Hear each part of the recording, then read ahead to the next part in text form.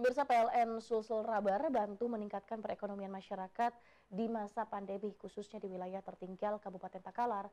Melalui program Corporate Social Responsibility atau CSR, PLN Sulsel Rabar membuka peluang usaha bagi masyarakat sekitar untuk bisa bertahan di masa pandemi seperti ini.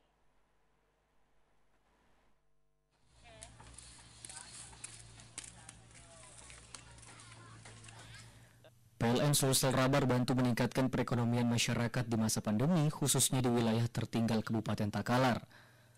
Melalui program Corporate Social Responsibility atau CSR, PLN Sulsel Rabar membuka peluang usaha bagi masyarakat sekitar untuk bisa bertahan di masa pandemi.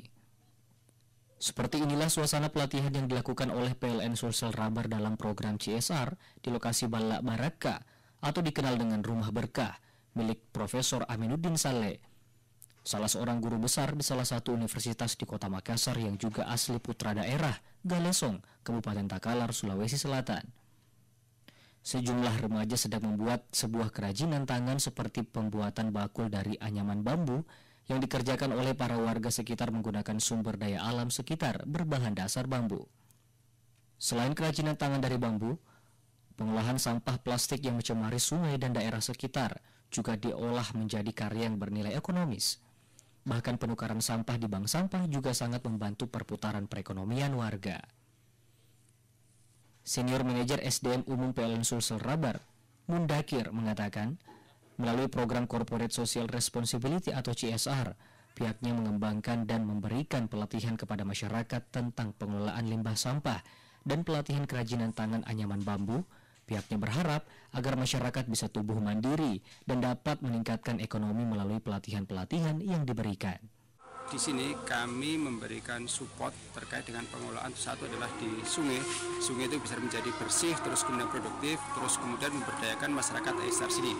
Nah, harapan kami dengan pelatihan-pelatihan itu masyarakat menjadi tumbuh, menjadi berkembang, ekonominya menjadi mandiri.